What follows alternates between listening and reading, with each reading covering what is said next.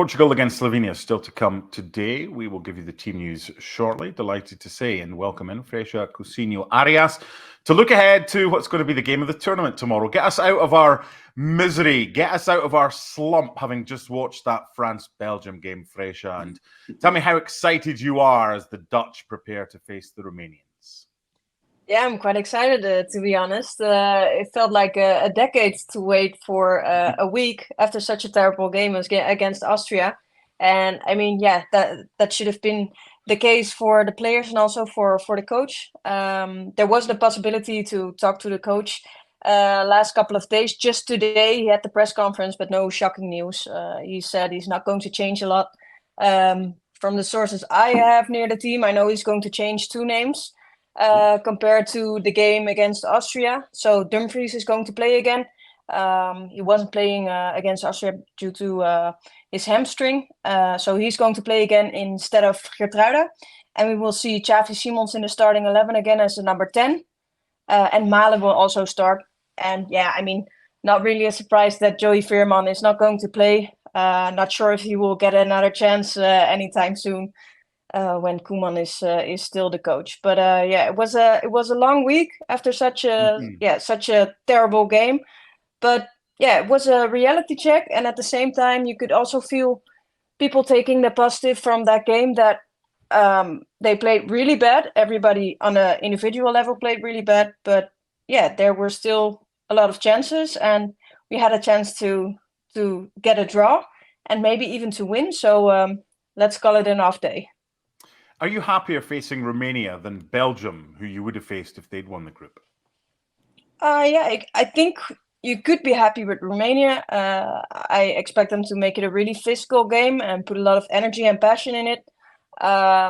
And, well, the Dutch can have a hard time facing those teams, but if they try to keep out of those physical moments, I think they are quite happy facing the Romanians. It's something that one of the journalists said at the press conference of Romania, and they were not amused, and they said it was a leak of respect from the Dutch team. And I'm not sure which journalist asked the question, but it was not a good thing to do because they were quite fierce and had a lot of energy already, and now even more.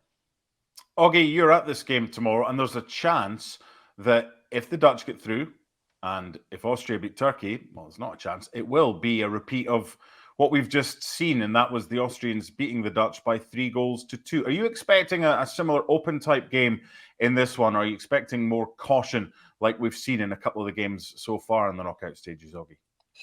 I think it... Oh, sorry, yeah. It's okay. Your turn. I think it's quite an open game. I think Romania are going to go for it. I think that's what they've done. I think they probably realise that the Dutch can be got at, and I think the Dutch are quite open as well. So I saw the opening game against Poland, and the Dutch, I don't know, they can pass the ball around like they always can, but they haven't got a cutting edge. So I think the Romanians will think, well, we can take a chance against the Dutch because they're not going to hurt us. I mean, Cody Gakpo's had a good tournament, but Memphis Depay hasn't. So if I was Romania, I'd be quietly confident. I still think the Dutch will win, but I think Romania can take this one. And I think it's been the side of the draw full of shocks, hasn't it? So let's see. But I do favour the Dutch marginally, but Romania could pull off a shock. Stevie, what about the defence of both sides so far? The Dutch didn't look great against Austria, conceding 3 goals. And the Romanians have had their good days and they've had their bad days as well. Who do you favour in this one? I think I'm going to go with the consensus. I think that, considering the experience and, yeah, they haven't looked as though they've had a cut on the edge, the Dutch, but, they've still got guys that on their day can win the game for them, whether it's Malen or Simon or Depay or Gakpo, if they get to a level of consistency throughout the 90 minutes, then I think they'll have too much for the Romanians. But it is tight. There's no question. If the Dutch can use that maturity they have over the Romanians, then they should be too much. There should be too much for them. But you know what? When you've got young legs, you've got an innocence, you've got a desire. I mean, all the pressure's on the Dutch. If the Dutch lose this game, then it's a catastrophe for them. If the Dutch win this game, well, it's Romania. It's a young team. We're supposed to beat Romania. and then they march on to the next round. So I think the Dutch are definitely favourites, but it's a tight margin. There's a possibility for an upset here. Augie, the best games for me that we've seen in the tournament so far have featured those with the bravest coaches and those whose players are willing to take a chance and have a go and just kind of forget what might happen at the other end and just see what can happen. And when you've got Nicol Stanciu, who's one of my favourite players, playing for Romania, they're not going to sit back. Do you expect them to have a go at the Dutch, knowing that they can get at this back line? I thought you were talking about England, Gareth Southgate for a minute then, Mark, but obviously not. Yeah, listen, I think Romania will go for it. I think they've got nothing to lose, apart from obviously they have got something to lose. But I think they don't have to feel like Stevie says the pressure's on the Dutch. So Romania over the years have always produced really good technical players, really good attacking players. So yeah, I think this could be a really wide open game. But as Stevie says, that the experience that the Dutch have got should see them. So I think Virgil van Dijk's important in this game. He has to lead his team through it and try and negate the dangers that Romania pose. But on paper, the Dutch win quite easily. But I do think we're going to get a surprise quarter-finalist, and it could be Romania. All the games so far have gone to prediction, really. Mm-hmm. So I think it's either going to be Turkey that beat the Austrians, or I think it's going to be Romania that beat the Dutch. And I think Romania are probably the favourites to pull off a shock, even though they're not favourites to win the game. Fresha, let's put this into context. On this half of the draw, one of these 6 nations will be in the Euro 2024 final. Either Romania, the Netherlands, Austria, Turkey, England, or Switzerland. Why do you think it might be the Dutch? Yeah, I mean, they've been a bit lucky so far. And Giovanni van Bronckhorst said if Ronald Koeman is about to fall, he's falling over a Rolex. That's one of his quotes, since he's so lucky. And yeah, this is what stands out for the coach. I mean, if you look at that side of the tournament, it doesn't make sense at all. And I'm hoping that the Dutch will go through. And then, actually, to be honest, I'm hoping that they will face Austria again, because then I would be really looking forward to see the plan of Ralf Rangnick again in just a couple of days facing the same opponent. It will be quite interesting to see what Ronald Koeman will do then, because sometimes he gets, a few people say that his tactical plan or his tactical ability is not the way it should be as such a big coach, such a big name. So yeah, I'm actually really hoping that they will face each other again in the next phase. Well, Mark, enjoy the game tomorrow, Fresha. Yes, Steve. Mark, we can't let that go. We have to the give Rolex. The Scottish equivalent of the Rolex. The Casio. Would be falling in the River Clyde, which runs through Glasgow, Fresha. Coming out with a salmon in your mouth.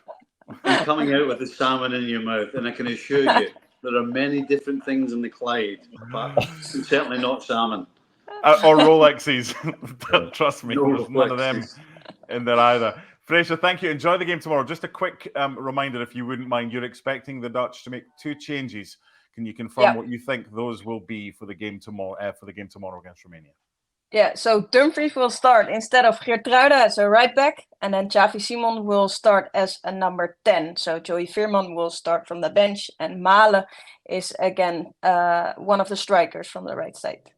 Okay, thank you to Fresha. We'll catch up with you again soon, and good luck against the Romanians tomorrow. The other game is Austria against Turkey. And Augie, if the Dutch beat the Romanians, then the only chance of a shock remaining would be Turkey over Austria. But would that be much of a shock? And what chance do you think it has of happening? I think Austria beat Turkey 6-1 recently. And I must admit, I saw Turkey against Portugal. I was really disappointed. I thought, the Turkish fans are amazing, best fans in the tournament, but the team totally opposite. Obviously, Arda Güler is a superstar in the making, but I just thought Turkey were limited. And I think if Austria are anywhere close to what they were in the group stage, that Austria win this quite easily. So, Austria are kind of a surprise team so far, but I think they're strong favourites to win this game and face probably the Dutch in the quarterfinals. But Turkey will have a lot of support. I mean, you can't really overstate how many fans they've got in Germany, because I think 7 million Turks live in Germany, or people with Turkish heritage. So they are massively supported, and that can be a good thing and a bad thing. But it didn't really work for them against Portugal. When I saw that game, it didn't make any difference. So I think Austria win this game quite comfortably.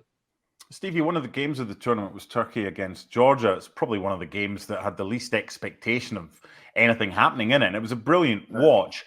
Do you expect a similar type of open, lots of goals, or now that we're in the knockout stages, is it a kind of, well, we'll just be a little bit more cautious than we have been? Well, the answer is I don't know, because the Turks, I mean, they rely on playing on emotion. You know, they got through with that big crowd behind them and just put them on a wave of emotion that helps you run and challenge and put yourself in danger and put your head in places where you shouldn't. But sometimes Turkey can go the other way, and if they don't light that fire, then you don't get much from them. So I don't know what to expect from Turkey. On the other hand, I think we all know exactly what we're getting from Austria. They just go along at the same pace, with the same structure, with the same desire. You know exactly what you're getting. As I said, I don't think you know what you're getting from Turkey. If you get the Turkey that's on that wave of emotion, then they could win the game. But if you're a betting man, you've got to go with Austria, because you know what you're getting. Yeah. Mark, as well, I think it's important to stress that Hakan Çalhanoğlu is missing. He's suspended, so the best player's missing as well. So that is a massive hole in the team. And when we look back on this tournament, there's been a lot of cautious games, but I think it might be the tournament we look back on as that was the breakthrough when a lot of the coaches decided to give youth a chance. Arda Güler of Turkey, look at what Lamine Yamal is doing, and some of the 20 and 21-year-olds that are taking this tournament by storm as well. So looking forward. Don't forget Kobbie Mainoo. I know you're Scottish, but you have to give Kobbie Mainoo his credit. Who? Who's he? Never heard of him.